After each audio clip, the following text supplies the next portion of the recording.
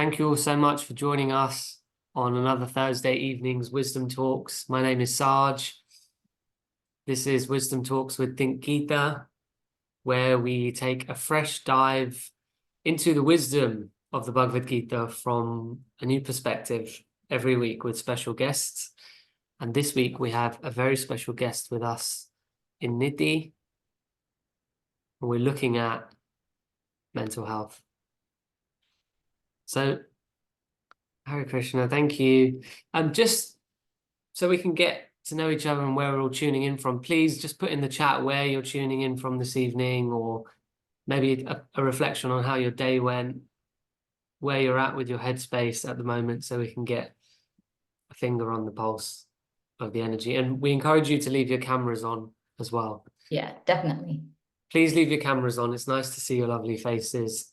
And please also use the Q&A function if you have any questions over the course of this evening's conversation, for myself or for Nithi, or just any reflections. Anders is tuning in from Sweden. We've got South Africa, lovely, from Neri, London, Hull from Sonal, which is nice. The Netherlands, Jayendra Lakhani, thank you for so much for tuning in. Coventry, Watford, brilliant. Okay, I think we'll give it a couple more seconds just till everyone joins in. In the meantime, I'm going to give our guest a little introduction. So Nithi, many of you might have already come across Nithi before. I think this is her third time joining us on Wisdom Talks. But for those of you who have not come across Nithi before, she's traveled to India, and she studied Ayurvedic healing at the world-renowned Vedic It's Ayurvedic healing village in South India, where she learned the concepts of Ayurveda and Ayurvedic nutrition. And back home, where she's from in Australia, she joined an initiative called Back to Health, which was one of the leading Ayurvedic clinics in Brisbane. And she's been living her passion of Ayurveda through workshops, open days, expos, cooking demonstrations. She has an amazing Instagram page where she's always sharing her journey with Ayurveda, recipes, tips, and she helps people adopt Ayurveda into their own lives in really practical ways. So Nithi always takes her wisdom, passion, and vision with her, and she's sharing that in her new home, which is, I think you can still call it new, in Crawley, in England. And I've been really fortunate to have Nithi's association in Crawley through the Bhakti Yoga Centre. Someone's already jumped in saying they're excited about today's topic. So Nithi, I'm going to let you take the floor and carry us through from here. Thank you so much for joining us. No worries. Thank you, Sajjan, for having me. Thank you, Think Gita. I'm going to begin by starting with a little meditation, Mangala Charanam. Everything that I know, everything that I share is not my own wisdom, and it's been passed down from teachers before me.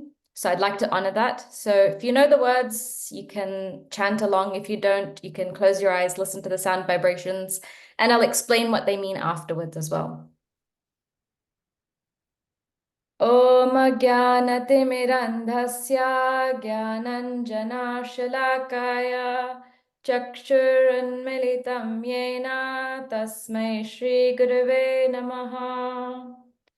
Namami Dhanvantarimadhidevam Surasurairvanditapada-padmam Loke Jararugbrayamrityunasham Dhataramisham Vividoshadinam. So the first verse that you may have heard before, I teach sometimes kids in Crawley, and I like to explain things to them in English that they understand. Because sometimes when you read the translation of Sanskrit verses, they might use big words that we're not used to in conversational English. So the way we explain that first verse is that I was born in the darkest of ignorance. And we even do it with actions, but I'm not going to do that. I was born in the darkest of ignorance, and my spiritual teacher, he opened my eyes, or she opened my eyes with the torchlight of knowledge, and I offer my respects to them. And the second verse Last time I was here, Sergeant asked me, what does it mean? And I didn't know. So I found out, Sergeant, and the second verse it means. So it's a verse in praise of Dhanvantari, who is the god of medicine, incarnation of Krishna, and it's through him that we have what we have today, known as Ayurveda. So that verse, it means, I bow down in front of you, O Lord Dhanvantari, who is the first among gods. Your lotus feet are respectfully worshipped by the gods and demons alike. You have the power to save the people from the miseries of diseases, aging, fear of death, and other sufferings. O Lord, you are the one who provides the various medicines and cures. So I did my homework, Sergeant. Thank you for sharing that. I know you have a beautiful painting of Lord Dhanvantari in your, is it where you practice in your clinic? And I did wonder when you were reciting the mantras if you were expecting me to ask you about it. So thank you for sharing that. Mental well-being we're talking about today. It's such a hot topic the past few years. There's so many different approaches to it. I guess we're taking a more holistic approach to it this evening to see how we can help make our mind our best friend. Yes. So where would we start from your own experience and also from the perspective of Ayurveda? Because I guess the Bhagavad-gita has its take on the mind. There are many verses on the constitution of the mind and the characteristics of the mind. And Ayurveda is not much different. The more I delve into the Vedas and I know this much of what there is to know, the more I'm convinced that following the Vedas and living according to their teachings is the best way to live your life. Whether it's through your health, whether it's through arranging your house in Vastu Shastra, whether it's through astrology, there's so many facets of the Vedas. It is undoubtedly, yoga, pranayama, the best way to live. Now, in Ayurveda, we come across this understanding of how disease develops. And there's three broad categories, three broad causes of disease that are mentioned in the sacred traditional texts. And they're very, very simple and easy to understand once we sort of work around them. So the first cause of disease is called prajna aparadha. And that means crimes against wisdom or crimes against the intellect. And to put it simply, it's knowing what we should do, but ignoring that. We know what's good for us, but we don't do it. We know what's bad for us, but we do it anyway. Simple example. I know I shouldn't look at my phone first thing in the morning, but I do it anyway. I know I shouldn't watch that extra episode on Netflix, but I do it anyway. I know I shouldn't eat that chocolate biscuit, but I do it anyway. It's things that we do. It's literally crimes against our intellect, crimes against our wisdom. The second cause of disease is called, oh, sorry. No, I was just agreeing with you because Okay. I can relate. The second cause of disease is called asat mendriya artha samyoga. So asat mendriya, it refers to our senses. Our indriya are our senses, and it's the improper use of our senses. And that could mean either overusing them, underusing them, or using them in the wrong way.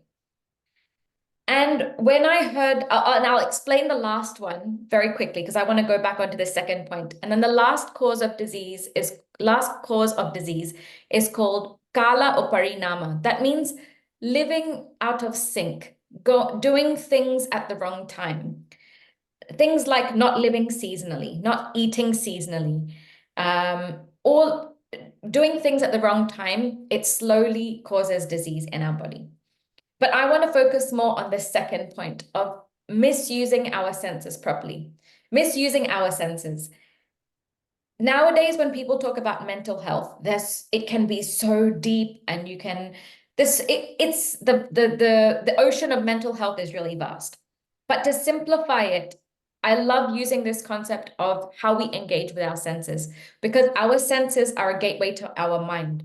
What we utilize our senses for, what we engage our senses with, it has a direct impact on our mind. And Ayurveda looks at, I've written this down because I thought it was really good.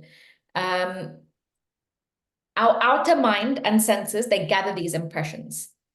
Then our intelligence, that digests the experience. And then our consciousness, that's where the absorption of the experience comes in. So when we use our senses in the right way, it feeds our intelligence in a positive way. It nourishes us, it serves us. When we think of food, oftentimes we think of just that which we put in our mouth. But I think I've explained before, food is also that which we take in from our other four senses, what we see, hear, touch, and smell.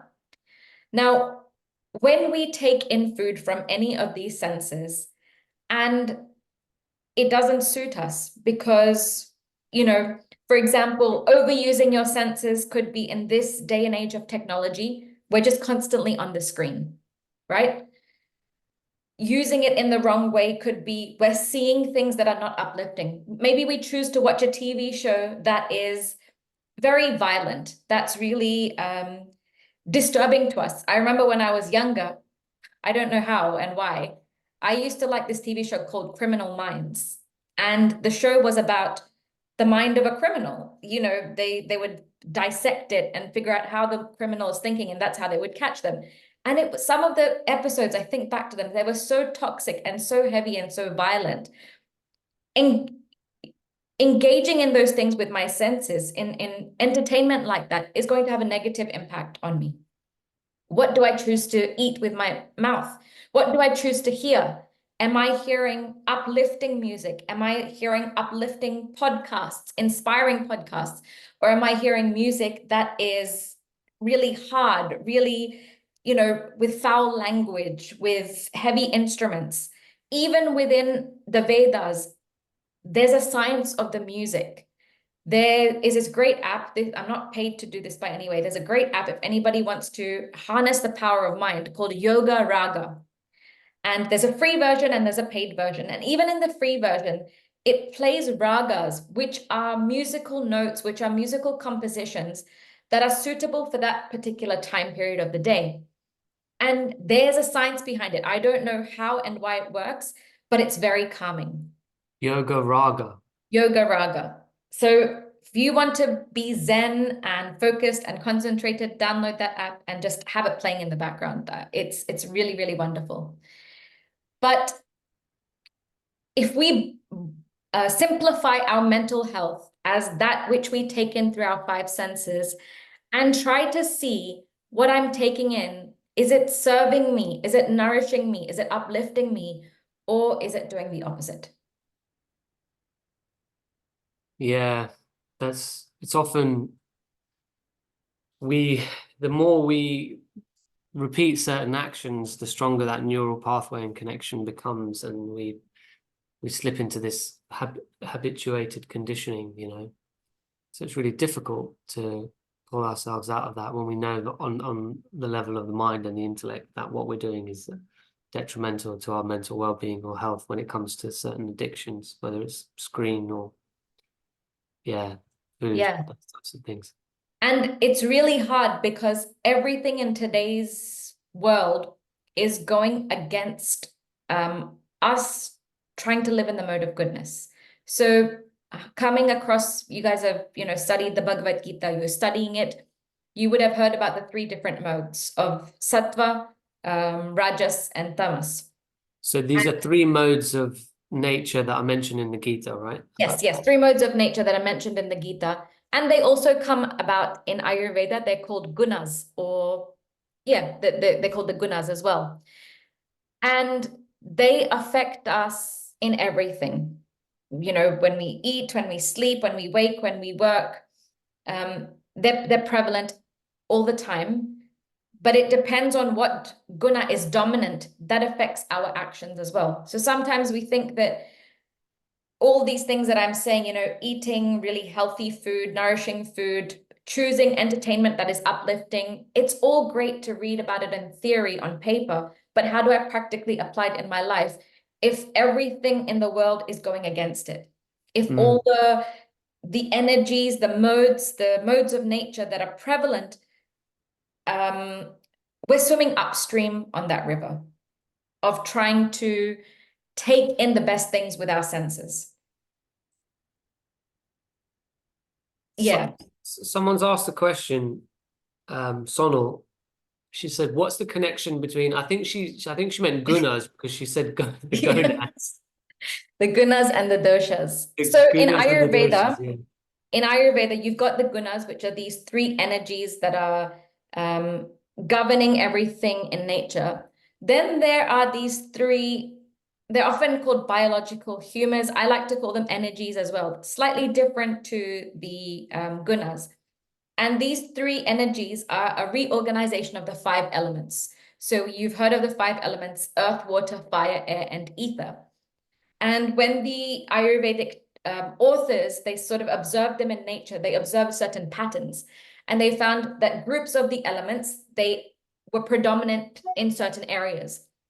So the energy of Vata is a combination of air and ether. The energy of Pitta is a combination of fire and water. And the energy of Kapha is a combination of earth and water. And these are prevalent everywhere. When a lot of people come across Ayurveda in the beginning, they think it's just got to do with their mind and body. But these energies are prevalent in seasons of the year. They're prevalent at different times of the day. Different energies or doshas are more predominant during stages of our life, in foods that we eat. Each person is born with a particular combination of these energies, with a particular combination of these doshas. And that's called your prakriti, your nature. And it's determined at conception. It can't be changed. And when you understand your own nature, and there will be subtle nuances in your mind and your body, I always say it's like your little blueprint for life. Yeah, it's a personal code. We have our own It's little your personal code. And I also want to reiterate, it's not necessary to know in complete detail your personal constitution.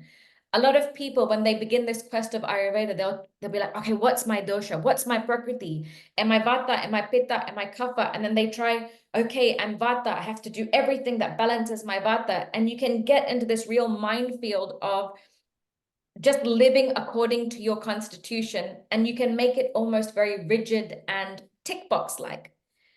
But the truth is, we're born with that particular constitution, but because of experiences that we go through in life, foods that we eat that don't suit us, we come to a state of imbalance. And all of us are at varying levels of imbalance. And your aim in life, of course, it should be to come back into balance, but don't make that your only life quest. Because then you'll be like, I can't eat this because it's going to throw me out of balance. I can't do this because it's going to throw me out of balance. And then life becomes very black and white. It becomes, you suck the juice out of life. Yeah. What I suggest to people is understand your nature, understand your mind-body constitution, because knowing that is like taking an umbrella when you know it's going to rain.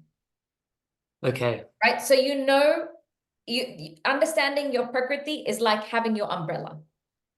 So if it does rain, if things do go haywire, life doesn't go according to plan, which it never does, you know what to do. You know what to eat, you know how you're going to react, you know what lifestyle practices to adopt to sort of bring you back into balance. So now then within each of those three energies, there are different characteristics that one will display in their mind, right? With the three modes, sattva, rajas, and tamas, one is better than the other, right? The mode of goodness, passion, and ignorance, they each, yes, have their particular functions, but the mode of goodness is always going to be better because that uplifts us. That's the mode that facilitates and is more conducive to our spiritual journeys. But within the three energies, Vata, Pitta, and Kapha, no one is better than the other. They each have their functions. They each have their responsibilities. They each do wonderful things when they're in balance, but when they're out of balance, they also can cause disruptions. So this might be a silly question, but you can't change your constitution. No, that prakriti that you're born with, what you said, your DNA, what did you say? Your code, your personal code, yeah. You cannot change that. And Accept it, embrace it. Don't try to be like someone else. That's what we're always telling kids. Yeah. You have to be Don't be your own someone you're authentic not. self. And so when you understand your own nature in your mind, you know what makes you sink, you know what makes you swim. And then you can live accordingly. So I'll give you an example. Vata is a combination of air and ether. Now, Vata's in balance, in harmony. They're very creative people. They're free flowing. They don't like to be bound down by rules and regulations. Someone who is more Vata in their mind, they'll do a little bit of this and they'll do a little bit of that. They don't like to have a stable 9-to-5 job. They're very creative. You are Vata in your mind, in balance, right? You like to do lots of different things. Yeah, definitely. Someone who is Pitta, they're very they use their intellect a lot. They're very straight to the point, almost calculative. One trait I've been told about Pittas is they make friends because they know they're going to get something out of it. Right? So I had a friend who said that about that when were thinking of people to invite to a party, and he was like, what's this person's value add to this event? And I was thinking, what? It's just a party. Like, but they were like, what's their value add? And I was like, wow, I've never really thought about people in that way, but I suppose it can be useful with certain circumstances or situations. But yeah. yeah, they're very driven, they're ambitious, they like to lead. They have a lot of fire in them. So if you think they have a lot of fire in their body, they also have a lot of fire in their mind. Yeah. Then Kapha, they have a lot of, it's a heavy element, earth and water. So they have this real stability in their mind. And these are all their qualities in balance, in harmony. They're very loyal, they're very grounded, they're very caring, they're nurturing, they like to listen. You know, they're that caring friend, that hostess that likes to, feed everybody. And it's just, they're always going to be there for you, very dependable. Yeah. But then all of these qualities in the mind, they can be imbalanced, which is generally what happens these days. When a Vata person gets imbalanced, because they have a lot of air and ether in them, everything is go, go, go, go, go. Everything they want to do fast. So they're great at starting projects, not good at maintaining or finishing them, right? A good quote to understand a Vata mind is that meme that says, I've got 17 tabs open in my internet browser and I have no idea where the music's from. If I show you my internet browser, it's a bit like that. Most of us in this day and age, we have too much Vata in our mind because that's the way the world is. And the environment outside, connected. it affects us on the inside. Imbalanced Vata leads to their first response to anything is anxiety, insecurity, fear, worrying. When they go through any problem in life, that's how they first respond. Whereas a Pitta person, when they go through any problem in life, they will respond. You think of fire, too much fire, with an argumentative stance, criticism, judgmental, blaming, pointing the finger at someone else.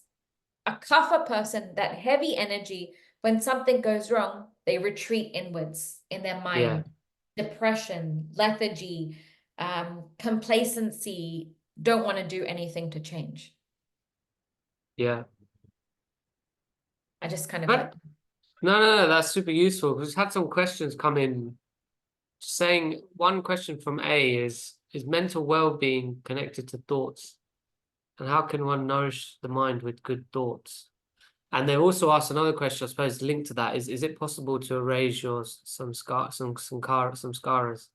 impressions that we carry over many lifetimes by changing what we watch, read, hear, and see? How is mental well-being connected to thoughts? Yeah. How can we nourish the mind with good thoughts? Nourish the mind with good thoughts. It also kind of leads into your impressions. What are you taking in from your senses? Take in good impressions. And yes, they can be changed. They can be erased. They can be replaced with newer and better impressions. as part of, this is, I guess, digressing a bit, but one of the elements of living a Vedic lifestyle is there are different samskaras. Samskara is the word for impression.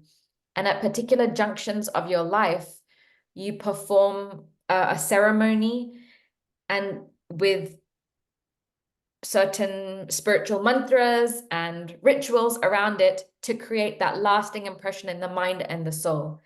And these important junctions in your life are like having a child, the samskaras begin from birth all the way through to death.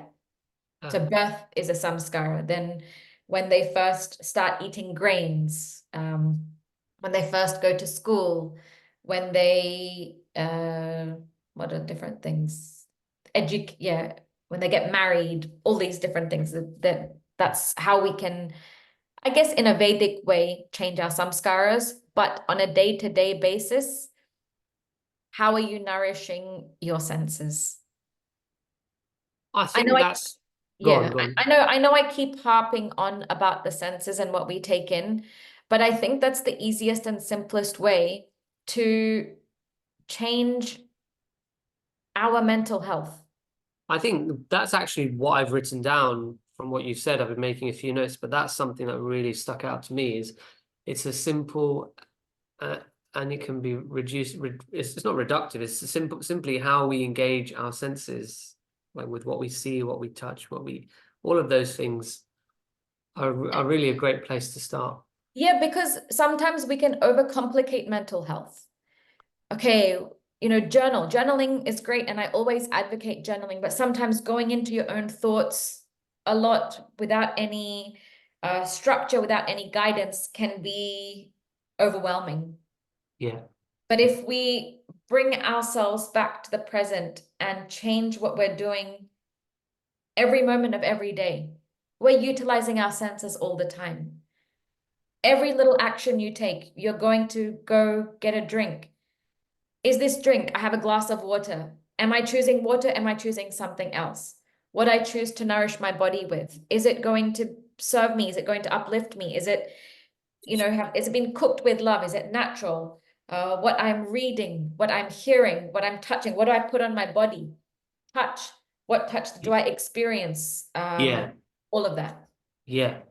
A couple of people have asked this question in the chat just to clarify about experiencing this. They're enjoying it. Someone said, very nice discussion, Satya. This will be available on the YouTube channel, Think Ether's YouTube channel. So there will be a recording if there's anything you want to go over or if you feel like you've missed anything.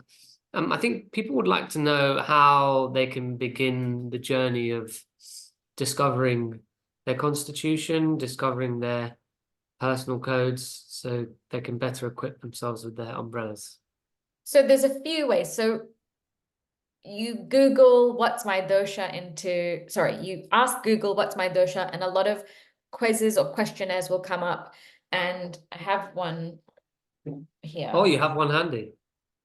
It's a bit like this.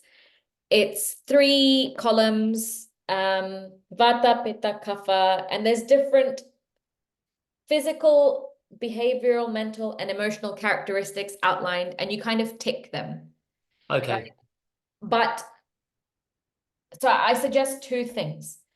One time, do that quiz thinking back to a time when you were the most healthy, when you felt the most in flow, when you felt everything was kind of going well in terms of your health. Another time, and then answer it again according to what you're feeling now. So when you answer it the first time, thinking back to a time when you were super healthy, that tends to show your prakriti. And then you answer it now, that shows your vikriti, or your state of imbalance, your current state. You can be a mix of 2. Everybody has all 3 tendencies in them. And you can have different characteristic in your physical body. You can have different characteristic in your mental body. Okay. That's just the beginning point of trying to understand it. I will always say the best way to understand is if you get a consultation with an Ayurvedic doctor or practitioner, through understanding your tendencies, through looking at the history of your diet, your medical history, what suits you, what doesn't, very, very thorough history, they can get an idea of what your constitution is. So that will probably be a more accurate representation than doing a quiz. Okay. But a quiz is a good place to start. But I'm also going to reiterate, please don't make your life quest about figuring out your constitution or even your journey into Ayurveda. It's a lot more than that, because how we feel changes from day to day. Yeah. Someone's recommended an app called Rosebud. They said it's really helpful to journal. It uses AI for journaling, so there's a recommendation for anyone. And then so you could see a practitioner or do an online test to determine what your constitution or dosha is. But that's your personal code, and that can't be changed. Yes. So someone's asked, can you change your constitution through creating Yeah. new neural pathways? No. What you have is what you have. I remember when I was first studying Ayurveda, one of my teachers was giving an example of like celebrities with each body type. So a Vata celebrity, they're skinny. No matter what they eat, they just stay skinny. Pitta, they have more of a, they're quite proportionate. If you think of them like an animal, they're like a lion, really like strong and well built. Then Kaphas, they tend to be a little bit larger. No matter what diet or exercise regime they try, they will always look a little bit overweight, but that's just them. And so my teacher, she gave the example. I mean, this was a while ago, so the celebrities are new now. But a Vata celebrity would be like Gwyneth Paltrow, really skinny, always like stick thin, your stereotypical supermodel. Then a business celebrity would be like Brad Pitt, very just It's not more over. chiseled and stronger Yeah, and yeah. bigger. Yeah. And Kapha would be like Oprah Winfrey. And the one thing she always said is like, Oprah Winfrey in her heyday, she tried every single diet under the sun, but she was happiest and probably most prosperous when she just embraced who she was. So in that same way, once you understand your constitution in terms of your physical body and your mind, and you embrace it and you accept it, that's when you'll be happiest. That's when you'll be most prosperous. I really love that. And I think that's what treading the spiritual path is all about, right? Discovering what your personal code is, discovering what resonates with you, what works for you personally, and then it's almost like it's an alchemy, isn't it? You figure you start to resonate more, and you're attracted more to experiences that are going to feed that and help that personal code to thrive. And then you're going to know when you're out of whack as well. Because I really like that practical tip of thinking back to a time or reflecting on a period where you felt your most healthiest and strongest, and comparing that to now and seeing where you're at. It's very difficult in today's world where we're interconnected in an instant. We don't find that time to connect with ourselves, and we continue, and we only have to look at what's happening in the world to see that there are a lot of conflict situations and those types of experiences as well, whether it's close to home or out politically between countries. So what are practical ways do you think that we can help to bring the mind back into balance? The point that you made about interconnectedness. Yeah. The more I sort of learn and study about Ayurveda, the more I realize at its crux, it's about being in harmony and in sync with nature. The more we connect ourselves, and I don't want it to sound like I'm some hippie or like tree hugger and, like. No, there's loads of research done on like things like grounding, for example, Yeah, now. Like that's but a new fad. I'm all about simplifying life, simplifying health. Prabhupada said, this wisdom is simple for the simple-minded, complicated for the complicated-minded. And that's the same with Ayurveda. And you can discover Ayurveda, and it is a minefield, it is a battlefield. There is so much to know, and it can be really overwhelming at times. But when you understand this point, that it's about being in sync and in harmony with nature, and the more you do in your life through your daily actions to bring yourself back into this alignment, the happier you'll be, the better your mental health will be. Yeah. Honestly, it's as simple as that. People might want a complicated answer, like what herb can I take and what do I do? And Yeah, people asking about metals, wearing certain metals, or fasting as well. I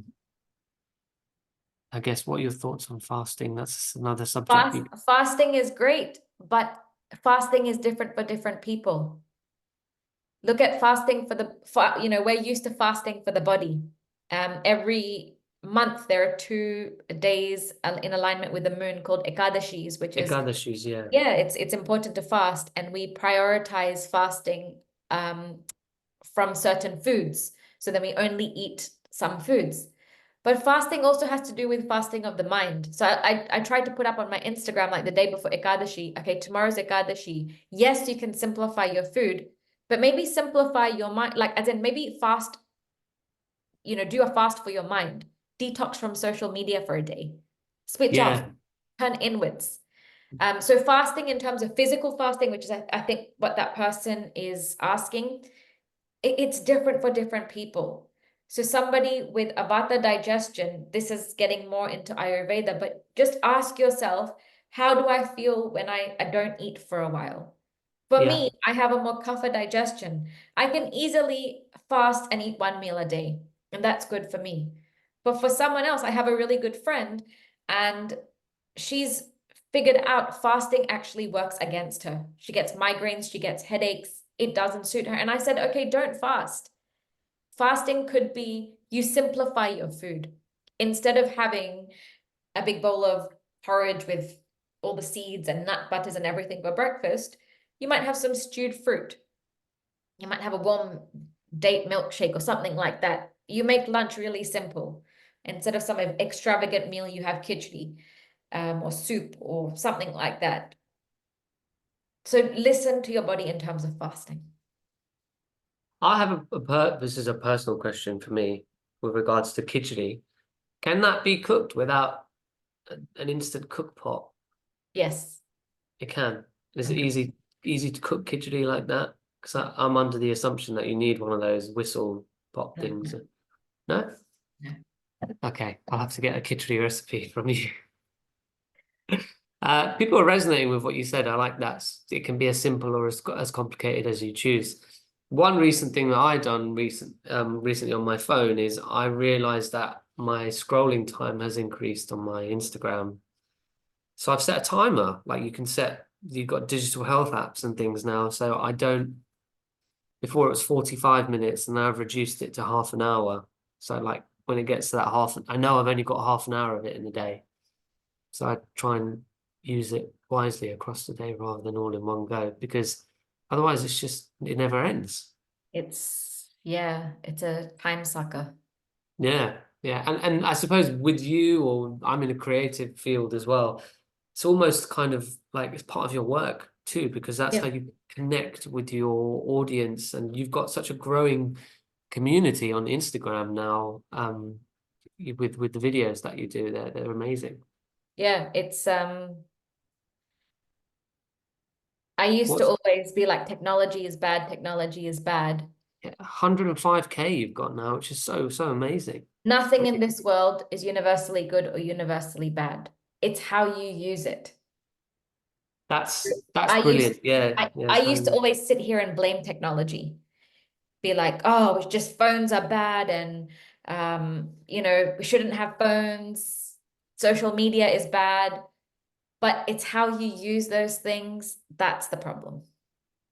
Yeah, yeah. Something else I wanted to share about Thank practical you. Sorry, go on. Something. practical ways to heal the mind. So one of them I said was, go back in sync with nature. Yeah, In every action that you're taking, how are you coming back closer to nature? Physically, we can heal the mind, counsel the mind through diet, herbs, and exercise. Following a diet that is in the Gita, you talk about the 3 different modes: mode of goodness, passion, and ignorance. There's even verses about foods in the mode of goodness. Favor those foods. Keep it simple. Don't, just think, is it fresh? Have I cooked it? How close to nature is it as possible, right? Exercise, do it. Simple. That's healing for your mind. There's so many videos, so many quotes. Simply going for a walk in nature can solve a lot of problems. I have personal experience of it. I encourage you all to try it as well. Psychologically, we can heal and help the mind through the impressions, and that's through our senses, through our emotions and thought, through regulating them. And there's even different ways, different mind types are helped, if that makes sense. So for somebody, they might need counseling, really hand-holding throughout their whole journey. In terms of, I'm talking more like therapy and stuff like that. Ayurveda has counseling, therapy, and things like that. So someone who's Vata, they probably need a little bit more encouragement and guidance. Somebody who is more Pitta, once they understand why something should be done, they'll do it. They need to know the rationale and logic behind it. And Kapha, they need some real fire, a real kick to sort of get going and move things along, in terms of how to, I guess, pull them out of their minds. Yeah. Someone's asked if there's specific foods for each dosha. There are, I believe, specific foods for each dosha, but don't get into them. Eat foods which suit your digestion. How do they make you feel? Yeah. After you eat a certain food. Part of the problem is that we're not tuning into and listening to our own bodies and minds, right? You want me to tell, Sergeant might ask, okay, what should I eat? What should I do? Listen to yourself. Ask yourself, okay, I ate this burger. How did it make me feel? Was I bloated? Was I, what was my skin feeling? Was I sitting on the toilet afterwards? After every meal, we have to sort of check in with ourselves. How does that make my gut feel? How does that make my mind feel? I love eating out. I still love eating out because it's a break from the kitchen, but I get to try new foods. But I've increasingly found I'm just not as satisfied when I go and eat out. Yeah. And it's these subtle impressions on the mind, of choosing what I'm going to eat that impacts me the day, that evening, that impacts me the next day, all of this stuff. Yeah, I me and my friends went to a really nice restaurant in Covent Garden a few weeks ago, and it was an expensive meal. And I called my friend up a few days later, and he said all three or four of them didn't feel that great after the meal, and I had the exact same experience where it's just my stomach just wasn't that happy. It didn't feel that great, and this is like a really, really fun, like, nice restaurant. So I get that. Yeah. And even like when you say that, it reminds me. So every month I work up in London, in Northwest London, and I finish late on a Sunday. And I'm in Stanmore area. So there's lots of like Indian vegetarian restaurants. And I have to drive back, which is about an hour and a half. And it's become a ritual. I'll go get something to eat. I'll get takeaway. I'll drive back down and I will either eat it at home with Sham or I'll eat it on the way or something. Yeah. And it's, I enjoy it. And the last couple of times I've ordered takeaway and it's oily, it's greasy. Yes, I order probably the wrong things, but I just feel so horrible. Yeah. I know how it makes me feel. Next month comes around, I will probably do the same thing again. Yeah. That is a classic example of crimes against wisdom. Yeah. But I'm not saying you should reprimand yourself, like hit yourself, oh, you made that mistake. Take baby steps to recorrect myself. Okay, I know I'm going to be late coming home. I'm not going to have time or energy to cook. Maybe I can ask a friend in Crawley to have dinner, make a meal for me. Maybe I can choose a better option, choose a better takeaway. Yeah, well, it's about From a, choosing the time, isn't it? The time. yeah. It's about picking your battles. Yeah. Um, I, I can give a personal experience account of that. Like I had an audition or a rehearsal, it was last week where I danced for 2.5 hours. And so as a treat, I took myself out for a burger after, like double patty. Because I knew that digestively I was going to be able to burn that off yeah. because I'd just been dancing for that long. Whereas in the past I've chosen to have that kind of burger at like 9 o'clock in the evening and then gone to sleep an hour later and it's just not gone down well. So a way to help us make better choices in times like that is change your environment. Yeah. And different things work for different people. We're talking about choosing the right foods. If you come home late from night and you're not going to have time to cook, a fresh meal, have something ready the day before. Yeah. See what you can make with what you've got. It's about planning, and it's about reorienting your environment to have conducive and healthy choices available around you, not just in terms of your food, but everything else. That's what I wanted to ask you about because I know I've seen you doing it online with the videos as well, is planning Mhm. for the week ahead. You plan your meals in advance, which I think is so great. And it can seem like it's like anything, I guess. Like it can seem like a bit of a chore at the beginning, but I imagine how long have you been doing that for now? And I guess you found a routine with it. Yeah, there are days when it works, there are days when it doesn't work, but it definitely eases the pressure off during the week of what have I got to make? That's the age-old question, what should we eat? It takes longer deciding than actually making it.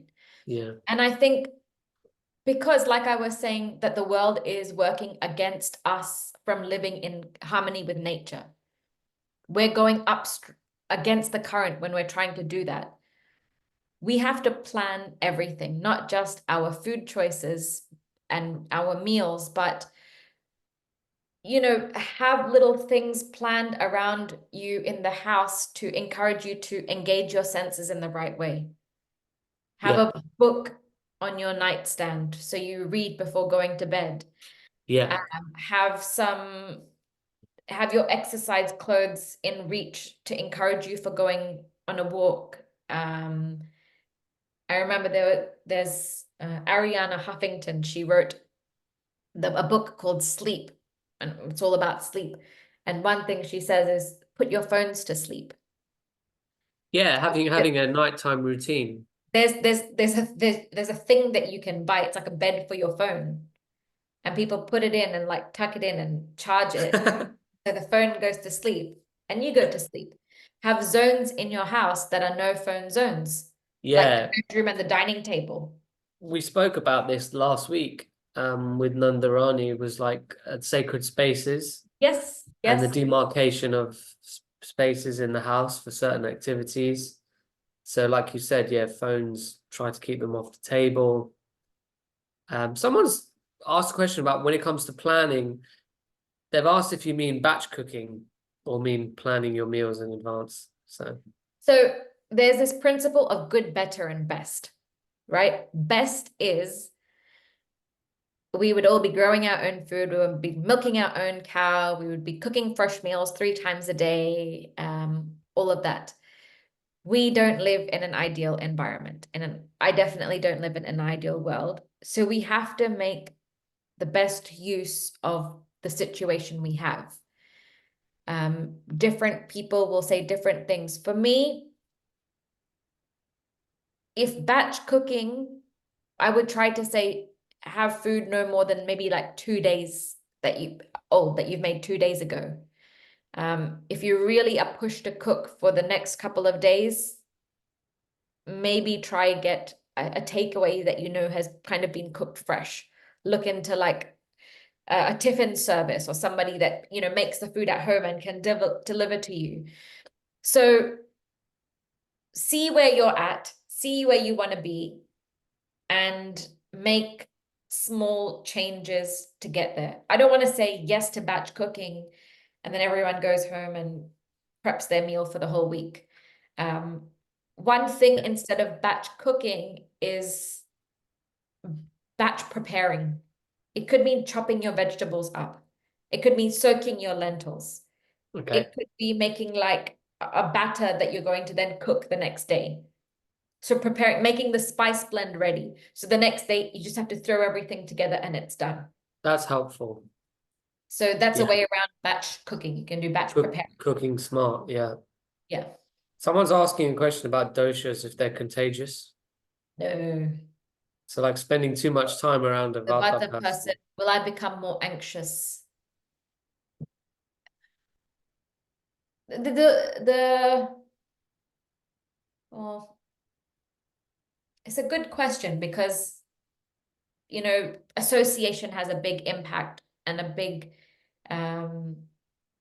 influence on what you go to do.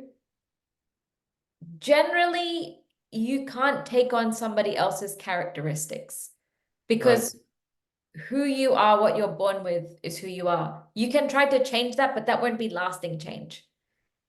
So maybe if you're spending a lot of time with somebody that's worrying and insecure, you might develop those tendencies for a short time, but it's not going to be a lasting impact on you. Okay. So yeah, you're not going to take on their tendencies, if that makes sense. What your tendencies are, they will always be the same. Got it. Okay, thank you for that. Any other questions we have? I think we've got coming up to the last 10 minutes. Is Pitta, Drishti's asking, is Fire. Pitta fire and water Yes. element? Yeah. Yes. So Yes. Pitta is the fire and water element. Some of the things which really stuck out to me, I think, where we covered earlier is like your mental health is hugely impacted by how you engage your senses. That is kind of staring me in the face. Yeah. And it's Go on. we need to remind yourself of that every single day. Yeah. Understanding our prakriti, which is our constitution, and that's like carrying an umbrella out into the world in case of a storm, and that's getting to know your personal code. And practical ways to do that are by starting to become conscious and aware of what resonates with your body and what doesn't, in terms of what you're taking in. And what resonates with your mind. And what resonates with your mind. How you react to certain things is a good telltale sign of your mental constitution. So if So you're if you're put reacting in if you're put in impulsively, a stressful situation, and your first reaction is of fear, anxiety, worry, insecurity, you may have more of a vata mind, yeah, right? If your first reaction in a stressful situation is anger, blame, resentment, criticism, judgmental, you have a lot of pitta tendencies probably in your mind. And if your first reaction, actually, I've got a few different. This is really helpful, actually. Doshas in high stress situations. Yes, if you have, this is your first response is like depression, overattachment, complacency, inertia. That's generally a kapha imbalance in the mind. So good pick up on, see how different things resonate with your body and with your mind. What is your first reaction? And that's where things like journaling come into handy. You're an observer of your mind when you journal. Yeah. You can put yourself sort of to the side, see what your mind's thinking, and then you know, okay, these are my tendencies. Then I know what to do to sort of bring myself into balance in a stressful situation. So if you have more of a vata imbalance in your mind and you know there's going to be a stressful period in your life coming up, family issues, work problems, whatever it is, and your tendency is to go towards worry, insecurity, fear, simple things you can do is ground yourself, because Vata is a lot of air and ether in the mind. So you want to bring that energy down, spend more time in nature. Even things like positive affirmations, have them around you in the car, in your workplace, at home, to remind yourself, this is just a small thing. Yeah, I saw a video of Michael Phelps saying that he uses this technique whenever he sees himself getting into this negative mindset or thought patterns, is every time he walks through a doorway, he reminds himself of something that he's grateful for. Something super simple. And Sounds, but it's like it's practical, physical thing, which helps him. different people need different things to sort of bring their mind into balance in a stressful situation. So like for that Vata person, because they have a lot of self-doubt, they need more self-pep talks. Yeah. Whereas a Pitta person, because of that extra fire in them, they can get quite like proud. And a good thing for Pitta people is to take themselves out of the center. Yeah. Do something for somebody else. Do some service. Take yourself out of the center. That's really helpful for them. That's how they can sort of, if they're going to be in a stressful situation, calm that fire within them. Somebody who is Kapha, they might look at a stressful situation and think, I don't want to do anything about it. I'm just going to sit here and I'm just going to shove everything under the carpet. Or they shut down, or they just... Yeah, but for them, they need the opposite. They need to face the uncomfortable things in life, and sort of bring them out into the open a little bit. Wow, it's all been super helpful for me personally, and I think with a lot of people in the chat, from all the questions and reflections that people have been sharing. Affirmations are great. Jayendra Lakani is saying, I suffer from acute back pain, and one thing I keep singing is, I command and instruct my mind to heal itself. I'm moving freely. Thank you for the healing. Yeah, the words have power. Written word, spoken word, mantra, sound, Yes. chanting, all of these things have a lot of power. When we listen to kirtan music at the Think Gita events we do once a month in London. Yeah, all of these things are super helpful to help rebalance the mind and to help us live more in line with our personal codes. Yeah. And what was I going to say? Were you going to say something? Sorry. That's okay. I forgot. Yeah, I forgot. You haven't got. We have to maybe next time we have you on. But yeah, I hope this has helped, and it's simplified Ayurveda and the mind for you. I think it really has. For me, it's helped massively. I repeat those three key takeaways, like how you engage your sense, understanding your nature, your constitution, and doing things that resonate with that on a mind, body, and soul level. Yeah. So And you have to like check in with yourself. I always say you have like a review with your employer every month or something, don't you? What is it, yeah, or something? I've never worked in corporate, so I wouldn't know. But do a self check-in every month. We should actually be doing a self check-in every day. How did I feel after I eat? Think of all of the different systems of your body. Your nervous system, your circulatory system, we your didn't talk about digestive that. system. Sleep is like a massive thing. Yeah. Look at all the different systems of your body, because that's something you can perceive, and note, how am I feeling in those systems? And that will give you a good indication of whether something has suited you or it doesn't suit you. And when going back to those 3 causes of disease at the beginning, when you engage with your senses in the right way, you heal your mind, it actually heals a lot of physical problems as well. It will stop you from getting physical illnesses, because that's how they first originate. accidents and trauma is a different thing. But for everybody else, for any other illness, it stems from here. It stems from how we use our senses. Yeah. I think that's a great note to end it on for today. I think we would definitely love to have you back. Lots of practical tips, lots of great insights. And you didn't get any personal medical questions today, It was even about though the mind. it didn't mention it. Yeah, it was about the mind. But thank you everyone for joining, sharing your questions and your reflections as well. Yoga is a great one. I know that you do yoga online. Nithi, it's one of the things that you do as well. Thank you for a nourishing session.